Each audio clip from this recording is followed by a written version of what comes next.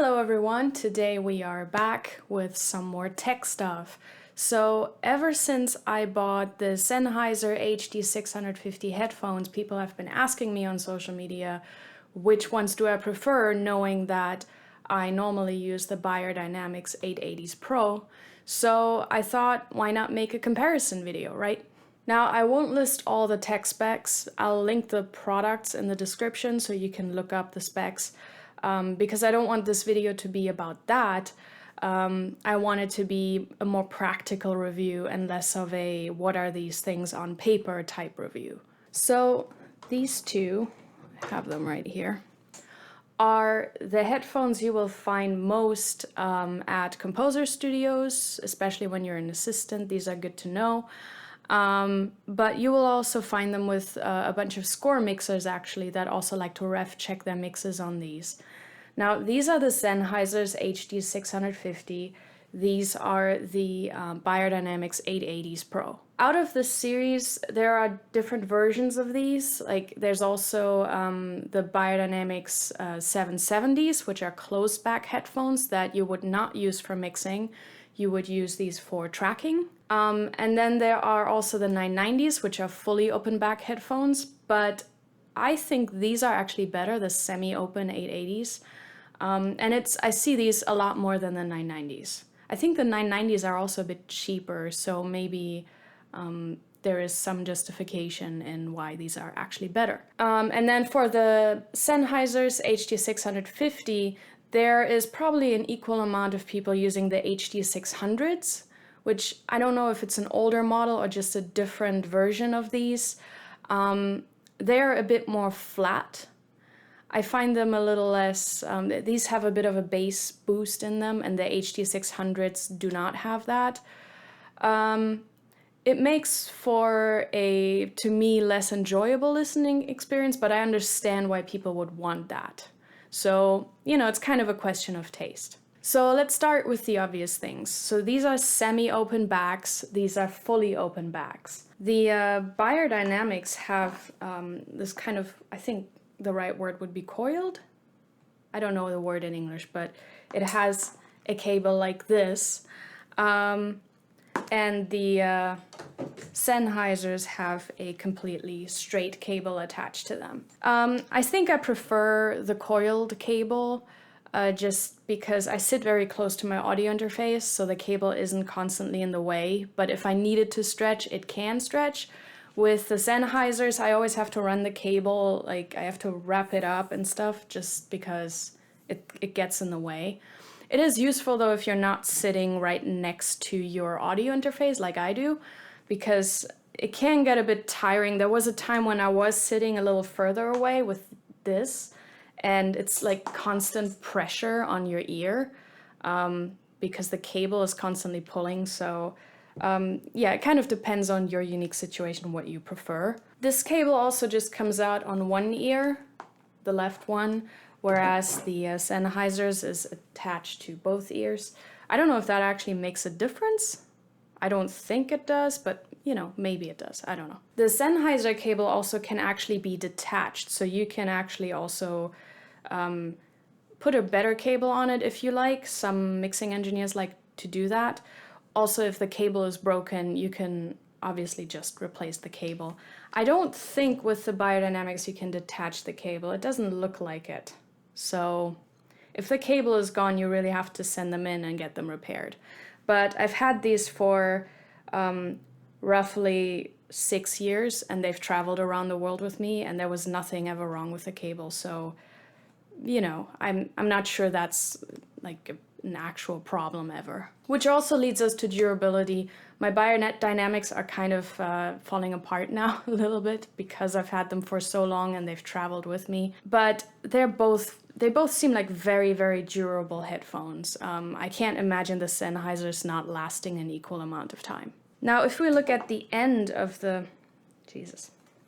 the end of the cable, the Beyerdynamics, I actually love this. It comes with a screw-on adapter. So it comes with a small jack, but you can screw on a larger jack, which I think is the most economic and also stable version of it, because it doesn't detach by accident, and you're not going to lose this when it's screwed on, and it's not going to, you know, get messed up in any way. So I actually like the system a lot.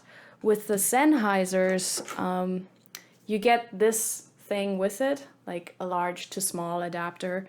So the actual cable comes with a large jack, and then you can simply plug on the adapter it comes with. It's a little less elegant, but you know, it works. Now, as for the less obvious things, comfort, they're both incredibly comfortable. I've worn them for easily 8 hours a day, sometimes longer, and they don't hurt, they don't get uncomfortable. I also usually wear glasses while I work, and it's not an issue. So in terms of comfort, I have no preference. Both also have the same loudness when I plug them into my Focusrite at the same volume level. They have the same perceived volume. I don't know if maybe there's a tiny difference, but obviously, you know, some people like to buy expensive headphone preamps. Usually mixing engineers would do that to increase the quality of it all. I don't use a headphone preamp, I just use my Focusrite Scarlett. And yeah, the quality is great. There's one major difference. Since these are open backs and these are semi-open backs, the bleed of it all is very different. So the Sennheisers bleed a lot. You can't do anything with them when it comes to tracking, recording.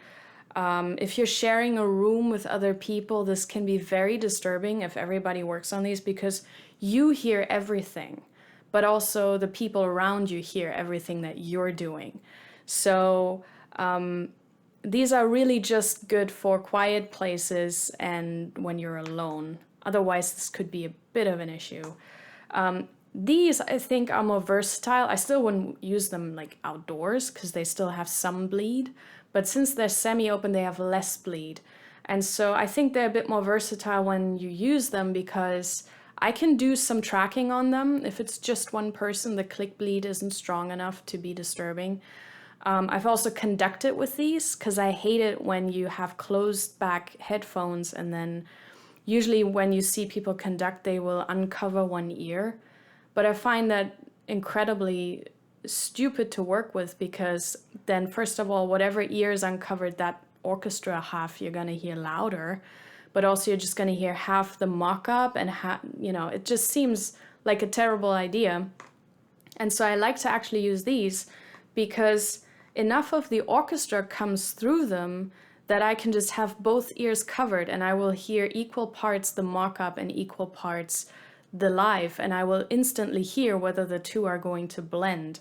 It's a really nice experience because you get to hear both in stereo. And again, the click bleed is not strong enough to actually be on anyone's mics. So I like doing this for conducting. So that's a consideration if you do conduct. Some people also will have, you know, custom-made plugs that you can open up a little bit and stuff, but these are perfectly fine for that, actually. And also, if you share a room or anything, these might be a little bit better. At a lot of composer studios, people do share rooms, so these might be a bit more suitable for that because they just bleed so much less. Now to the actual sound comparison. So I gave these a little bit of time because you need to break headphones in, so don't judge them right when you get them. They need to run for a while and, you know, really kind of be used for a little bit. So I plugged them in when I got them into my second output and just let them run with everything that I was doing.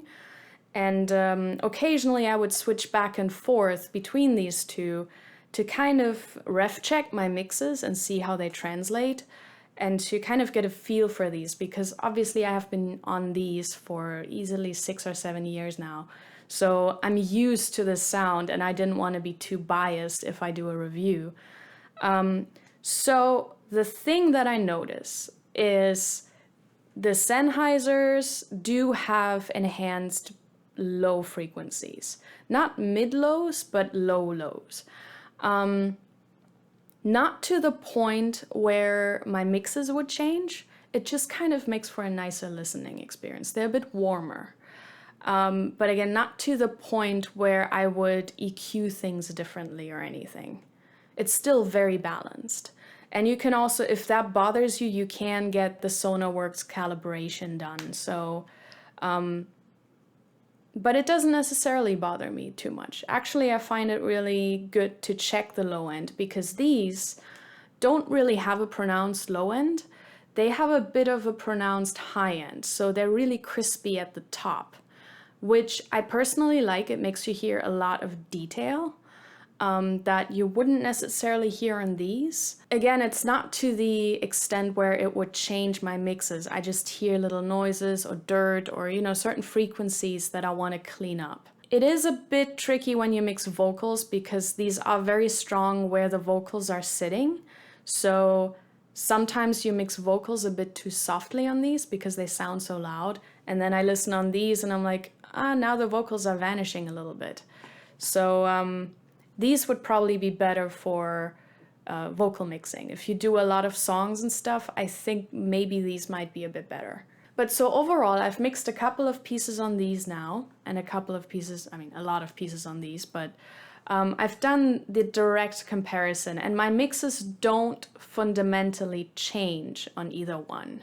Any mixes I do on these translate really nicely into these and also into my surround system.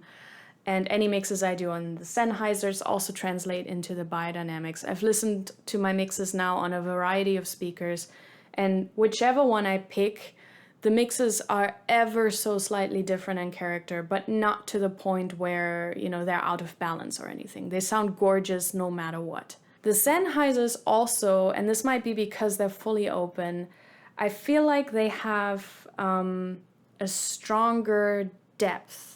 They have more, not just in the stereo field, but really in the depth perception of it all. They just feel more spatial. You know, you can not just place instruments more easily in the stereo field, but also behind one another, which these don't necessarily have. These have a really great stereo field, but not too much depth, which might be because they're semi-open. I do like these for mixing because of the closeness of them. You hear more detail, I think, but I find the Sennheisers might be a bit nicer for the listening experience, really. Because I find myself, when I do admin work or something, I do find myself taking these off and actually putting these on just because they're more fun to listen to. But yeah, as far as mixing goes, either one of these work. So don't stress out about it. I've done songs on both of these, and I've done orchestral scores on both of these, and they're perfectly fine for that, no matter which one you pick.